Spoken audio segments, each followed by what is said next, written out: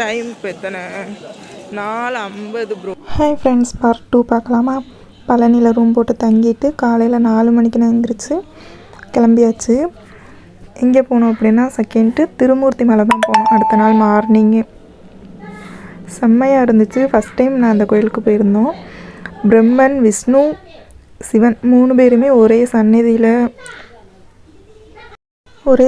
இருக்காங்க அந்த கோவிலில். நாங்கள் மார்னிங் போனதுனால இன்னும் பூஜை ஸ்டார்ட் பண்ணலை. அப்போ தான் அபிஷேகம் பண்ணிகிட்டு இருந்தாங்க. அந்த அபிஷேக பாலை கூட அங்கே இருக்கிற குரங்கு குடிச்சிட்டு இருந்துச்சு. அதை ஒரு வீடியோவை எடுத்துருந்தேன் பாருங்கள்.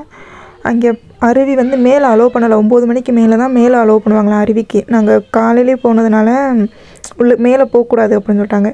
கீழே அந்த அருவி தண்ணி வந்துச்சுல, அதிலே தான் நின்று ஜாலியாக தண்ணியில் நல்லா ஆட்டம் போட்டுட்டு சாமி கும்பிட்டுட்டு நெக்ஸ்ட்டு பொள்ளாச்சியில் இருக்கிற மாசாணி அம்மன் கோவில் தான் போய் சாமி கும்பிட்டுட்டு வந்தோம். அங்கேயுமே செம கூட்டம்.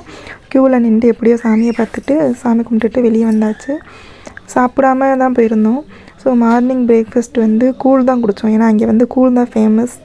ஸோ எல்லாருமே ஆளுக்கு ஒரு கூழ் குடிச்சிட்டு அங்கேருந்து மருதமலை கிளம்பியாச்சு. மருதமலை நான் பார்ட் 3ல் போடுறேன், ஏன்னா அது பெரிய வீடியோ. ஸோ இது வரைக்கும் வீடியோ பார்த்தவங்க லைக் பண்ணுங்கள், ஷேர் பண்ணுங்கள், கமெண்ட் பண்ணுங்கள். உங்கள் ஃப்ரெண்ட்ஸுக்குமே கண்டிப்பாக ஷேர் பண்ணி விடுங்க. Okay bye. மருதமலை போகிற வழியில் அங்கனக்குள்ளிக்கே வேணால் ஒரு இடத்துல ஸ்டாப் பண்ணிவிட்டு லஞ்சை முடிச்சுட்டு தான் முருகனை பார்க்க போனோம்.